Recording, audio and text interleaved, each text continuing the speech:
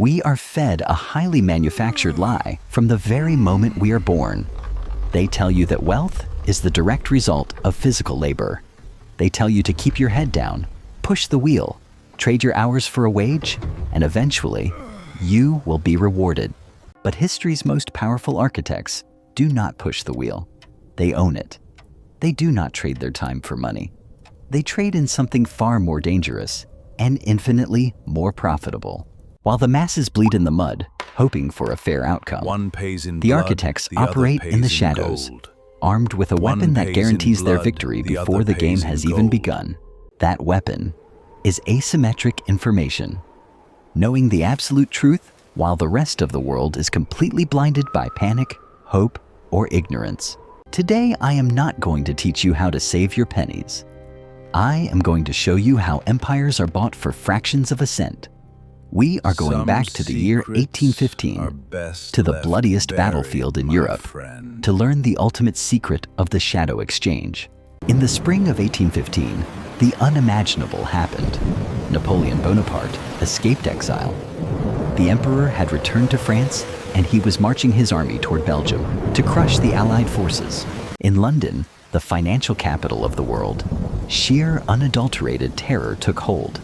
The British establishment knew that if Wellington's army fell at Waterloo, the British Empire would follow.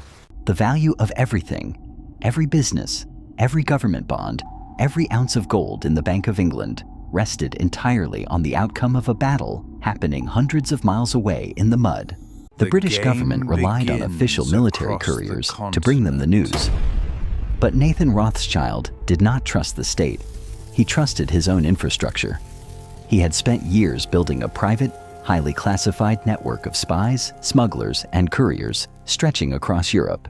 While the official military channels were bogged down by protocol and heavy cavalry, Rothschild's network utilized the fastest technology of the era, carrier pigeons flying through the dark. He paid exorbitant sums to the most ruthless smugglers on the English Channel, men who would sail through a deadly storm for the right amount of gold. He didn't care about the cost, because he understood the fundamental rule of power. Information is completely worthless if someone else gets it before you do.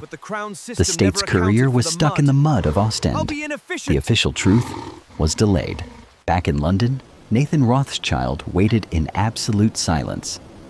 He knew that the window of opportunity, the gap between his knowledge and the public's ignorance, was measured not in days, but in hours. On the late evening of June 19th, a full 24 hours before the British government would receive any official dispatch, his fastest courier arrived from the coast. The seal was broken. The message was decoded. Wellington had won. Napoleon was completely annihilated. At that exact moment, Nathan Rothschild became the only man in London who knew that the British Empire was secure. He held the ultimate truth. Now, it was time to weaponize it. The next morning, Nathan Rothschild walked into the London Stock Exchange. He did not go to the Prime Minister. He did not announce the victory to the press. The floor was a powder keg of anxiety.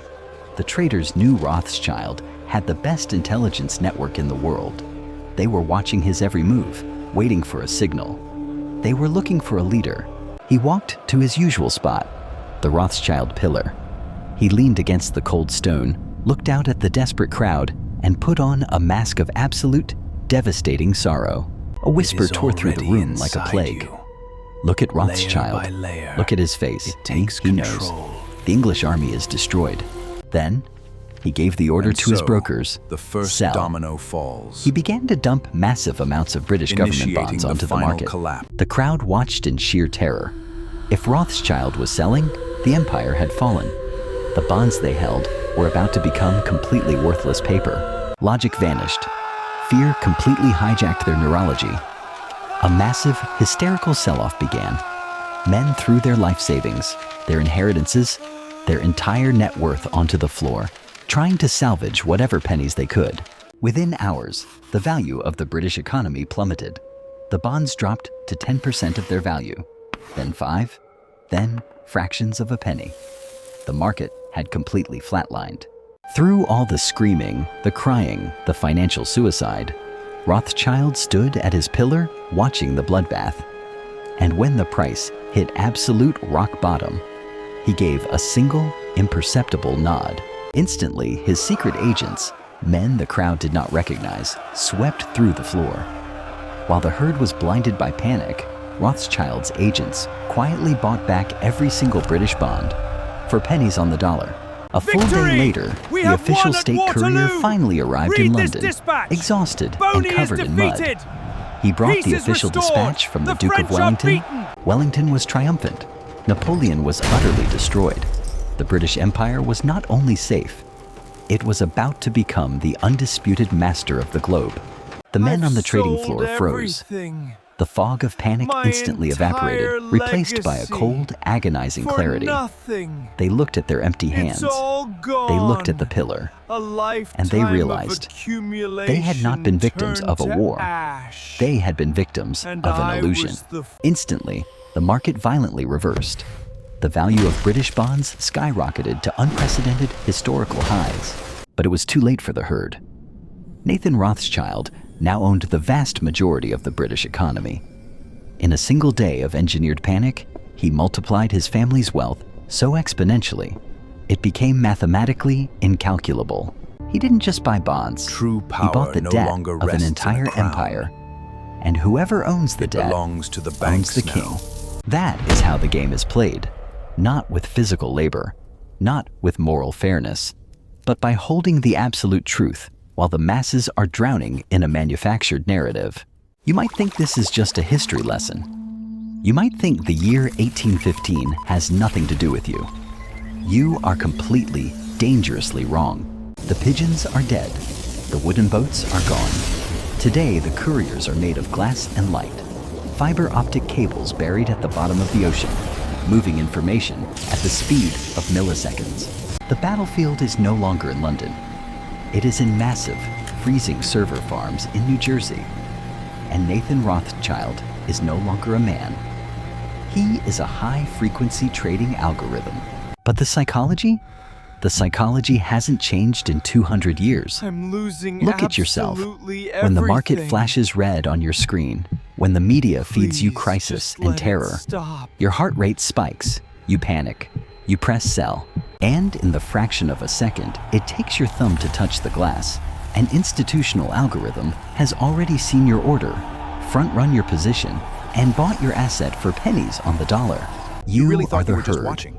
Every The click, news feed every in your view, pocket we track is it the all. whisper on the Now trading you are floor. part of the system. It is and there designed, no logging out. engineered, and optimized by billionaires to keep you terrified, distracted, and most importantly, reacting. As long as you are reacting, you are losing. You are playing their game on their board with their rules.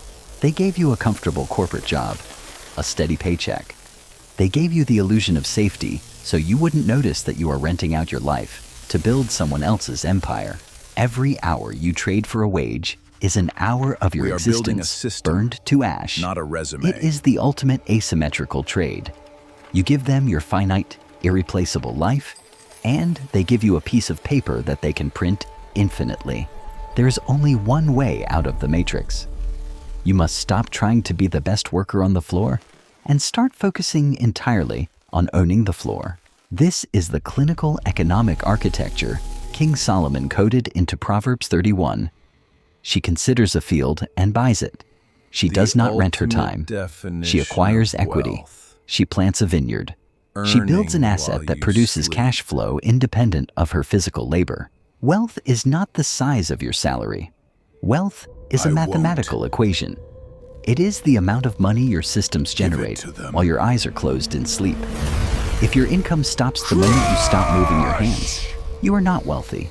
You are just a highly paid slave. It is time to stop playing the game they designed for you. Stop reacting to their news feeds.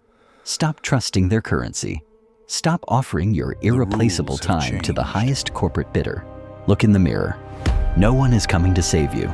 No politician, no bailout, and no lucky lottery ticket. The asymmetry of the modern world will crush you if you remain blindfolded. You must become the architect, build Cross a that business, line, own equity, acquire there is assets no that appreciate, turning back. control your own infrastructure. Nathan Rothschild knew it in 1815. The algorithms know it today. The people who control the information and the people who own the assets run the world. Everyone else is just paying rent to exist. The coin is in the air. The market is moving.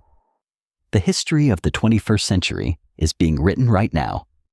Own the system, or the system owns you.